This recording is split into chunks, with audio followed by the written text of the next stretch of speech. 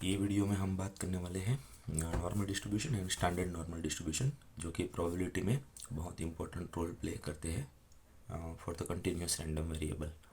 ठीक है, तो नॉर्मल डिस्ट्रीब्यूशन क्या है वो समझना है तो मेनली ग्राफिकल हम देखेंगे।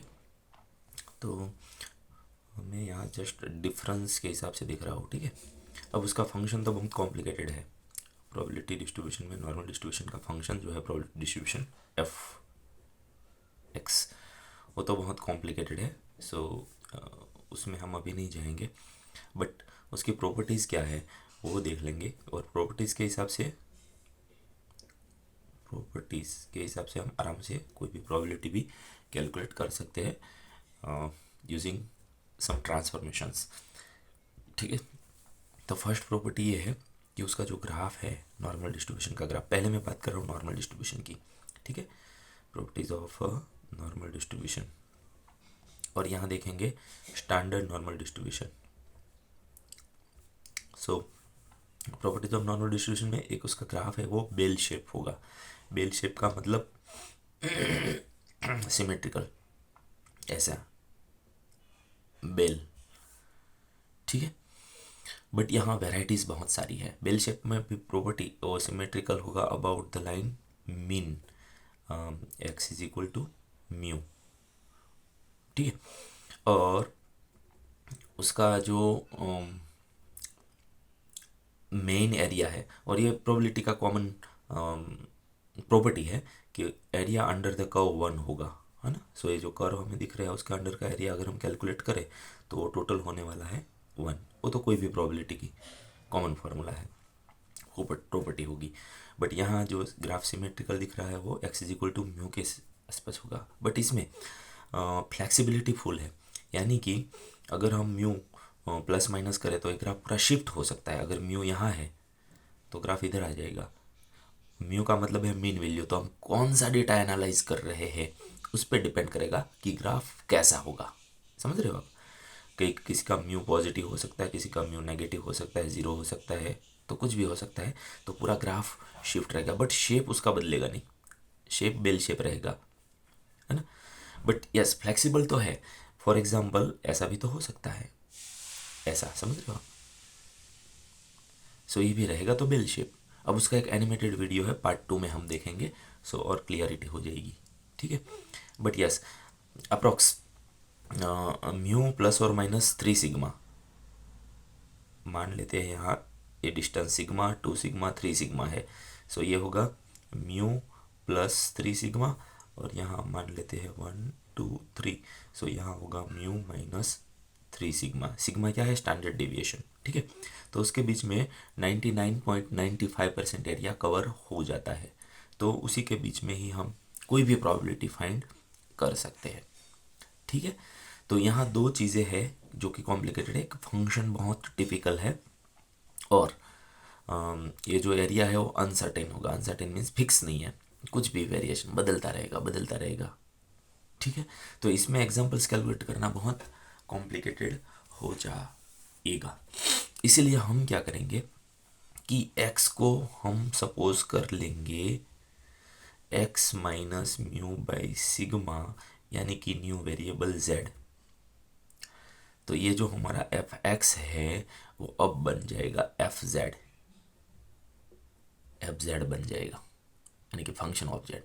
और इसका जो ग्राफ बनेगा, फंक्शन क्या बनेगा उसमें अभी हम नहीं जा रहे हैं, बट उसका जो ग्राफ बनेगा वो मैं इसके कंपैरिजन में लिख रहा हूँ। यहाँ म्यू मीन हो जाएगा 0 और एस डी हो जाएगा 1 कन्फर्म, ये सपोजिशन करने के बाद, है ना। बस यही हम प्रॉपर्टीज यूज़ कर सकते हैं। बट पैरामीटर्स फिक्स हो गए, इसका मतलब ग्राफ भी फिक्स हो गया। तो यहाँ अब ग्राफ क्या बनेगा कि उसका मीन यही होगा। ये है हमारा वाई एक्सिस। ठीक है, तो यहाँ ही मीन हो जाएगा 0। ठीक है, यहाँ कुछ भी पॉसिबल था। और एस डी 1 है तो यहाँ 1 है, यहाँ 2 है, यहाँ 3 है। तो यहाँ 3 पे और यहाँ होगा -3। तो 3 एंड -3 के बीच में 99.95% एरिया कवर हो जाएगा। तो इतना ही ग्राफ हमारे लिए इम्पोर्टेंट है, और शेप रहेगा ऐसा बेल शेप अगेन। ठीक है। तो यहाँ एरिया फिक्स है, नो वेरिएशन। उसमें शेप भी फ्लेक्सिबल नहीं है, पूरा स्टेडी पोजीशन में होगा और इसमें ऑलमोस्ट सारा एरिया कवर भी हो जाएगा। ठीक है। तो उसके लिए टेबल भी है कि यहाँ तक एरिया कितना है। फॉर एग्जांपल मैं एक रैंडम लाइन बना देता हूँ, सपोज मेरा जेड यहाँ है, यहाँ है जेड। ठीक है।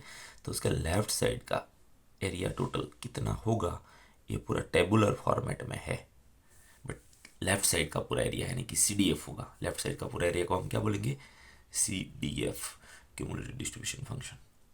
और उसके लिए पूरा स्टैंडर्ड नॉर्मल डिस्ट्रीब्यूशन टेबल है, स्टैंडर्ड नॉर्मल डिस्ट्रीब्यूशन टेबल।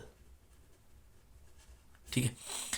तो ये टेबल की हेल्प लेके हम कोई भी प्रोबेबिलिटी कैलकुलेट कर सकते हैं ए ग्राफ की।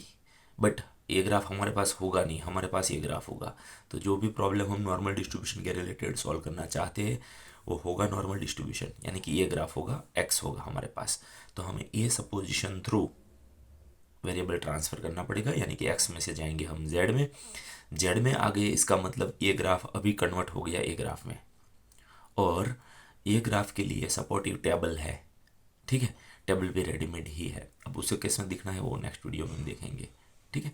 और यहाँ सब एरिया फिक्स है, तो कोई भी प्रॉब्लम को हम एक्स में से जेड में कन्वर्ट कर देंगे और फिर टेबल की हेल्प लेके कोई भी एग्जांपल हम नॉर्मल डिस्ट्रीब्यूशन के रिलेटेड सॉल्व कर सकते हैं। ठीक है। तो मेनली आपको ये प्रॉब्लम सॉल्व करने में ध्यान क्या रखना है, क्योंकि होगा वर्ड प्रॉब्लम। तो वर्ड प्रॉब्लम जब आप पढ़ रहे हो तब वर्डिंग पे ध्यान देना है कि नॉर्मल वेरिएबल दिया है या स्टैंडर्ड नॉर्मल वेरिएबल दिया है।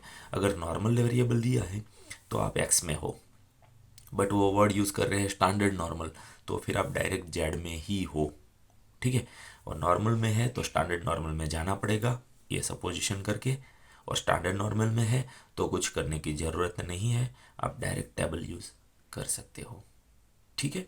अब नेक्स्ट पार्ट में उसका एक एनिमेटेड वीडियो बनाएंगे और उसके नेक्स्ट पार्ट में हम एग्जाम्पल में जाएंगे टेबल की हेल्प लेके।